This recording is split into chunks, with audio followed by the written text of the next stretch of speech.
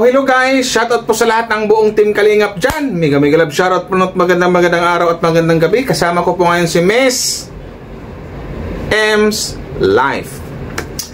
So, ito na guys, another reaction po ang gawin natin ngayon. Shoutout sa lahat ng mga Jumcar matatag fans dyan. Hello po sa inyo. Magandang araw at magandang gabi po sa inyo. Magbati ka, Wow Life. So, hi guys! Hello sa lahat ng mga Jumcar fans.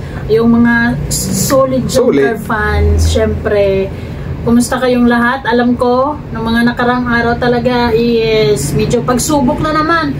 Dahil paulit-ulit na naman nilang nililink yung tao na yun kay Kalingap Jomar. Mga ano yun, yung mga anonymous, mga anonymous participants. Yan ang problema, Wow Life. Na kahit umami na, sweet naman ang Jumcar, pero para sa mga taong hindi naniniwala sa iyo, sa taong mapanira at saka mapanghusga. Yes, ganyan. At hindi marunong sumuporta, eh talagang wala silang contentment at lagi na lang masama yung naiisip nila.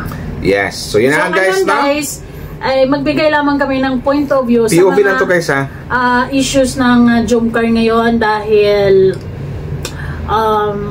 marami na rin akong nakikitang mga post. Kahit nga ako kahit sa Facebook to yun ako, bakit may Jumcar, may issue naman kasi ganito ganyan. So ando na pa yung, alam ko nagpaliwanag na nagsalita naman si Papa Joms, no? Yes, nagsalita na si Kalingap Jomar about it. Actually matagal naman na niyang sinabi na yan, pero inulit. Kasi yun na nga, talagang hindi tinigilan si Papa Joms ng kanyang mga bashers. Or sabihin ko mga one-sided fans, real talk. Karamihan ngayon one-sided fans. Yes. So yun yan. Makakarla, tapos hate nila si Kalingap Jomar, parang ganun. Pero bago natin ituloy yan guys, no, magbigay ng point of your POV, something like that. Suportahan po natin ang buong Team Kalingap. Kuya Val Santos Matubang, Kalingap Rab, Ate Edna Vlogs, si Ate Jack Tapia. Siyempre, lahat ng mga Kalingap reactors, kami ni Miss M's Life, Wow Life TV, suportahan niyo din po. Salamat sa inyo, no? At saka sa mga Kalingap charity vloggers. So game. So alam ko maraming magtanong yata si Wow Life sa akin about sa mga issue or magbigay rin siya ng point of view. Okay, so let's start about alam niyo naman to, about kay Chi. Dati pa to, di ba? Si Chi na naman? Admin Chi. Ayun. Na nalilink nila ng paulit-ulit kay Kalingap Jomar. And yes, dininay ni Kalingap Jomar yon dahil wala naman kasi talaga, di ba? Ang problema kasi sa mga bashers kasi masyadong selosa ko, no? Or masyadong ma-issue. At masasabi ko rin din ang point of view ko, karamihan sa mga anonymous sponsors parang nagpanggap na makakarla lang sila. Anong anonymous sponsors? Sa mga anonymous. Anonymous. Sa mga anonymous sponsor, di ba? Sorry, anonymous participants. Yes. Sa mga parang mga nagpapanggap na makakarla lang. Tsaka sa akin din, mabigay kong reaction. Hindi naman siguro lalaki ang gulo na to. Kung wala ding mga Jumcar fans or something like walang pumapatol. Pero ang dami kasing pumapatol Well, hindi maiwasan kasi sa bagay hindi maiwasan kasi nakapost kasi tapos ang daming members kasi doon. Hindi kasi maiwasan yun, Wow Life, kasi syempre nasasaktan din sila sa side ni Kalingap Jomar or nila. Tama. Dahil kung ano-ano na lang sinasabi nila. Ano lang pinagbabato. Yes, kung ano-ano na lang pinagbabato na para bang itong mga to talaga is walang contentment, masasabi ko. Kumbaga lang yun. Kahit mag-kiss pa siguro si Kalingap Jomar, for example, wala sa silang lips, pakialam. Ay para sa kanila is hindi pa rin yung totoo. Kahit para pa siguro drama-drama lamang. Kumbaga pa rin, wala silang maisip. Kahit pa siguro nakita nilang nag-kiss na sa lips, something like that, for example lang. Pero itong mga bashers ni Papa Joms talagang hindi titigil yung mga yan. So andun na yung ano bang plano nila, or siguro may sila na talagang sirain yung Jumcar na alam naman nilang talagang malabo na masira ang Jumcar talaga. Matibay ng pundasyon. I think Wow Life, na totoo or tama tong nabasa ko kasi para bang itong mga anonymous na to, maaring grupo sila na pwede? Ng mga pwede yun? Na gusto nilang ilagay sa utak ng mga Jomcar fans na ganito ganyan. Ang dating kasi niyan parang mapanghinaan ng loob yung Jomcar fans. Ang dating kasi niyan na parang unti-unti nilang hihilahin yung mga Jomcar matatag fans na unti-unti nilang hilahin na yung mga tipong mag-iisip yung mga Jomcar Papa fans na magkaroon ng duda kay Papa Joms. Ganun yung dating. Maglalagay sila ng negative thoughts sa mga Jomcar fans. Kaya yung iba nawawala ng ganang mag-marathon. Dahil sa mga kung ano-anong mga issues na ipinaglalaban nila kahit nung una, 'di ba? Nung una about kay At bakit naman nabalik si Che? Yung about kay anak, yung may anak. Yung may anak. Kay Yuna ba 'yon? Di ba nawala na 'yon kasi nasagot na rin. Nasagot na 'yon at saka ilang beses na 'yon pinaliwanag. Dalawang beses kasi nung unang na-issue yan sinagot ni Jomar tapos pangalawang beses in-issue na naman. Kasi nung una yung picture is kinrap lang pala. Kinrap lang. Kasama pala talaga si Carla sa picture nila. Yes. And then, second time is inulit naman nila. Anonymous participant pa din. Kung anonymous participant, ang duda ko niyan, mga dating Jomcar fans yan. Kasi, ang tanong dito kung saan sila nakuha yung mga picture na yun. Na-post ba yun ni Papa Joms? Sa Facebook ba ni Papa Joms or ano? Hindi nga eh. Comment down below guys kung saan nakuha ng mga ng mga basher yun. Pangalawa itong si Che, bakit pwede nagbalik issue na naman? Ito yung guys, kuhaan nyo ng kuhaan ng basihan to. Na ito yung pinabalik-balik ng mga basher. Nung una, yung sabihin asawa or anak Papa Joms o girlfriend, something like that. Pangalawa, itong si Che na naman. Inulit-ulit nila. Dininay naman ni Kalingap Jomar na Kisyo may sinundo siya na ganito ganyan, wala po talaga siyang sinundo. So ganito ganyan. So yun yung nila na si Chi na naman yung inaano nila. Guys, hindi naman hindi naman sa inaano ko si Chi, pero para naman kapanipaniwala mga anonymous participants kayong mga damuho diyan. Kung mag-link kayo ng babae ka Joms, yung medyo maganda naman para medyo kapanipaniwala. Well, alam mo naman, Wow Life, naniniwala ako sa pagmamahal ni Kalingap Jomar kay Carla. 100%. Yes. Nagmamahalan yung dalawa. Sinabi nga niya, mahal na mahal kita, Carla. Hindi ko rin alam kung ano bang gustong mangyari ng mga one-sided fans. Ito pag-usapan natin one-sided fans. POV lang to. Kung hindi lang naisip na sa mga ginagawa nila, hindi natutuwa si Carla. Si Carla ang unang nasasaktan dito. Of course, because at first, kung gusto talaga nila si Carla, why not suportahan na lang ang Jomcar? Kaya hindi ko naniwala na makakaral lang sila or nagpapanggap. Talagang basher talaga sila. Or literal na mga basher lang itong anonymous participants. Kasi paano mo masasabi na mahal na mahal mo si Carla but then at the same time you are hindi mo nire-respeto yung choice ni Carla. Yes, tama. Yes. Kasi kung pagbasihan natin yung mga post nila sa Jomcar na page, yung fake page na matawag or basher page, ganun yun. Andun na yung parang something like na makakarla sila, pero ang mga binibitawan ng salita kay Papa Joms sobrang sakit. Sobrang hindi kaya-aya sa mga ganun. So sabi ko, duda ako na hindi to mga basher talaga ng Jomcar to, na siguro may plano silang buwagin talaga ang Jomcar. Yun lang I think these are the group of people talaga na may malalim talaga silang galit kay Kalingap Jomar dahil gano'n na lang nila pinaplanuhan na masira yung Jomcar para sa tingin ko hindi naman talaga masisira nila ang Jomcar. Ay malabo, hindi naman masisira. Kasi kung meron mang mas nakakakilala sa kanilang dalawa, silang dalawa yun. Kasi nakakasama nila yung isa't isa. At saka, ang duda ko rin yan sa mga bashers na yan, para mga dating Jomcar fans lang din yan, sa tingin mo. Maybe, ganun nga yun. Ayan. Kasi, syempre, mga dating Jomcar fans yan na siguro na mayroong mga hindi nasunod na gusto. Kung ibang fandom yan, mostly, wala silang interest sa Jomcar. Kasi, yes, tama. Interesado sila doon sa di ba? I guess, mag-ingat kayo sa mga Jomcar fans. Huwag kayo magpapadala sa mga tricks na to dahil maaaring this is just only a trap para mawalan kayo ng gana na sumuporta sa Jomcar. Kasi ilalagay nila pa ulit-ulit sa mga isipan nyo na si Kalingap Jomar hindi totoo, si Kalingap Jomar sinungaling, si Kalingap Jomar ganito, ganyan. Lahat na lang ng mga negative ay lahat inilalagay nila sa pagkatao ni Kalingap Jomar. Kaya sa mga solid Jomcars na sinasabi nyo na solid kami, sumusuporta kami, ay dapat tatagan nyo yung loob nyo dahil itong mga anonymous participant na to, malala na talaga yung nila. Yung, gaya ng yung malala na yung mga nila, maluban na talaga. Gaya ng sinabi ko kanina na parang plano nilang manghihikayat sila na kung sino ba yung mga mga solid Jomcar fans na may kahit nila na si Jomar ganito ganyan, hindi mapagkatiwalaan, etc. Babaero, madaming sabihin ganun yung gusto lang mangyari, napapagsakin talaga ang ano. Kung baga nagtatanim na sila ng negative thoughts para sa mga Jomcar fans. Alam niyo naman na marami din sa mga fans din na medyo may edad na and medyo mapapaisip din dahil paniwalain din yung iba, di ba? Pwera na lang sa talagang hindi natatabla ng kung anong mga ganito ganyan.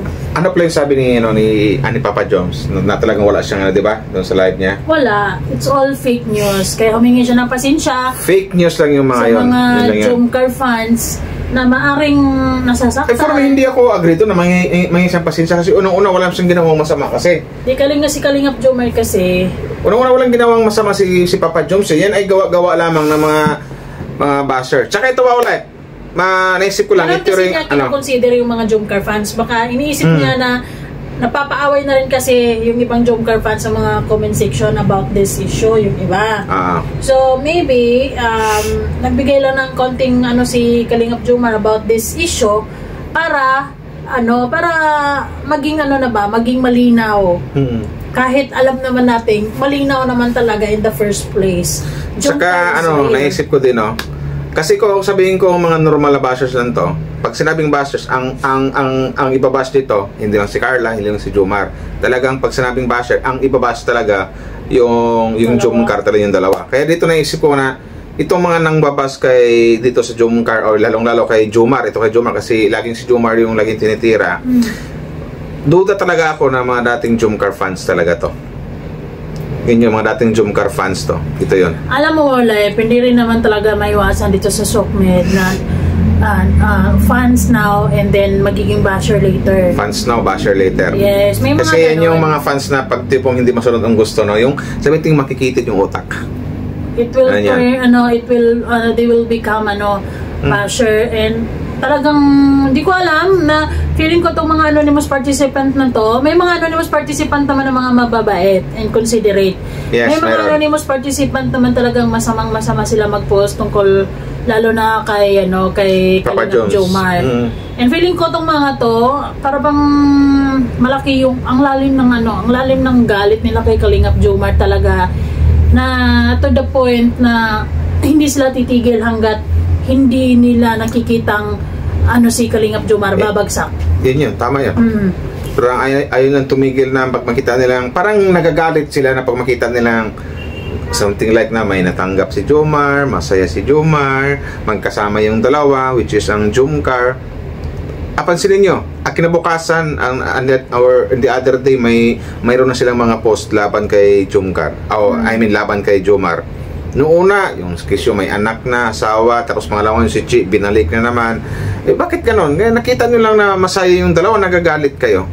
Tapos, kasi kung intindihin natin yung mga post nila doon sa basher page na yon, talagang masasabi natin makakarla lang kasi gito Carla, kawawa daw si Carla, gito ganyan, dapat daw mag solo vlog na lang, etc. bla bla bla, di ba? Para sa akin naman, hindi ko sila masasabi na mahal nila si Carla. Ay, hindi na mahal si Carla. Kaya nga sila about Carla. Hindi, kaya nga nasabi ko kanina, mga nagpapanggap lang to na makakarla sila.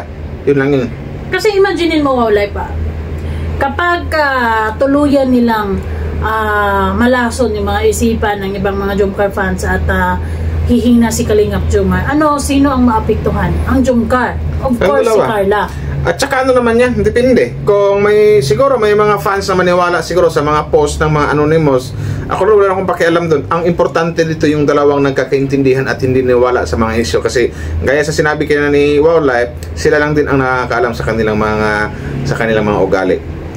Yun. Basta okay si Jomar, okay si Carla, yes. Wala nang problema doon. Ang lagi nating iisipin guys, sa mga Jomcar fans, lagi nating imamatter or lagi nating titingnan kung kumusta ang Jomcar. Yes, yun. Yes, kasi ang problema na lang kayo kung ang Jomcar na yung malaman natin nag-away yes, o ganyan, yun. Nagkaroon sila ng malaking tampuhan na talaga. Kasi hindi man maiwasan sa isang relasyon na dumaan din sa mga problema. Tampuhan or mas malala pa nga yung iba, di ba? Mas malala pa yung iba. Oo.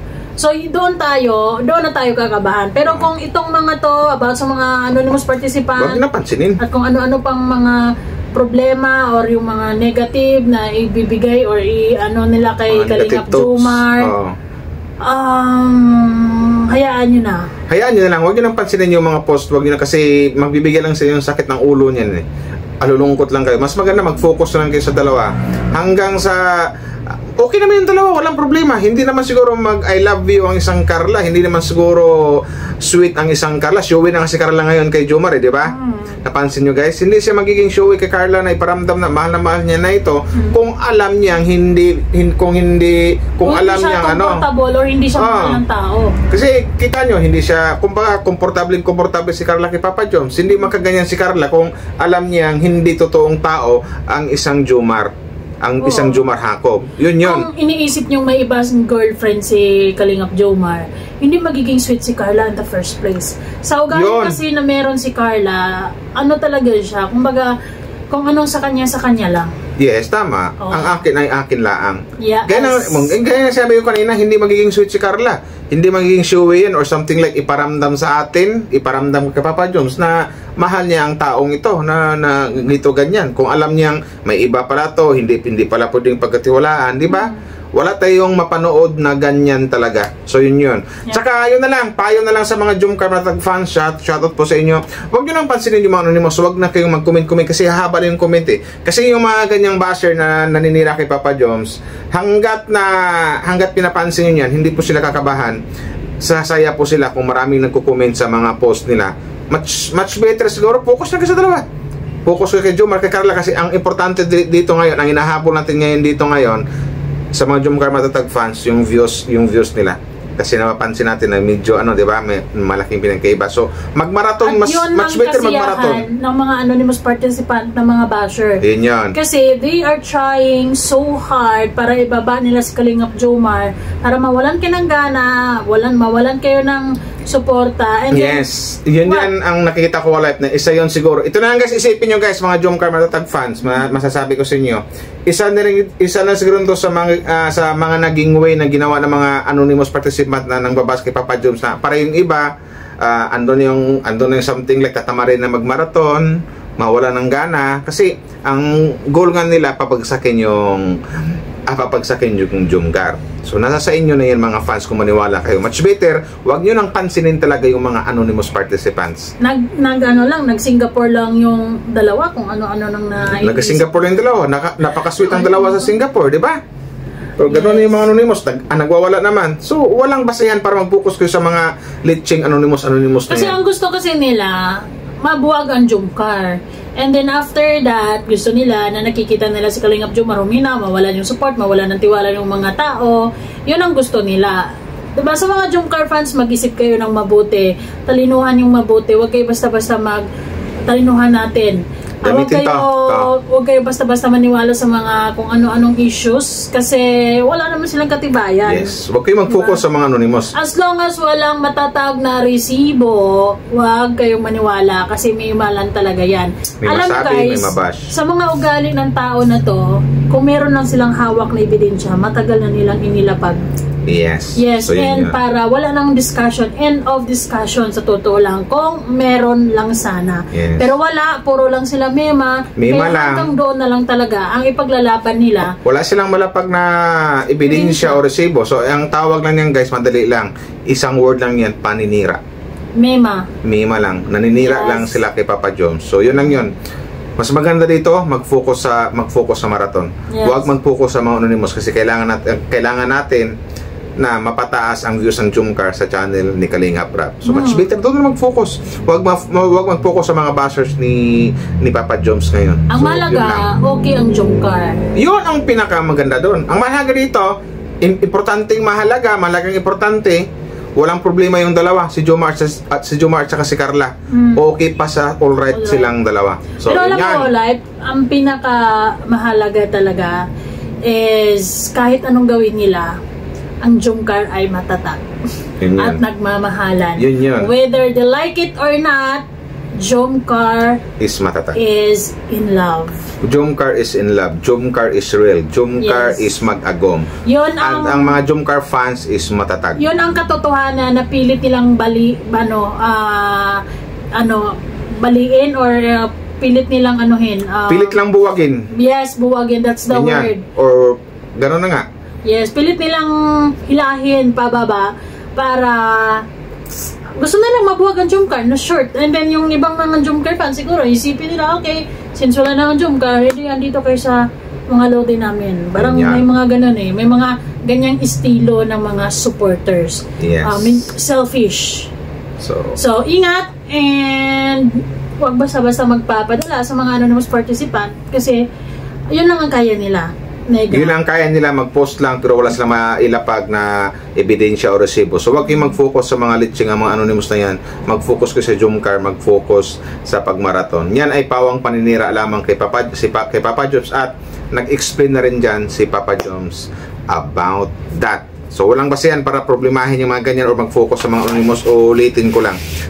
Nagsasayang lang kayo ng oras. So, yun lang yun guys, no? Maraming salamat sa mga nag-like and share. Kasama ko po si Miss Ems Live at Wow Live TV. Salamat sa mga nag-like and share guys, ha? Shoutouts sa lahat ng buong Team Kalingap, Jumcar Matatag fans. Salamat sa support nyo. Babush!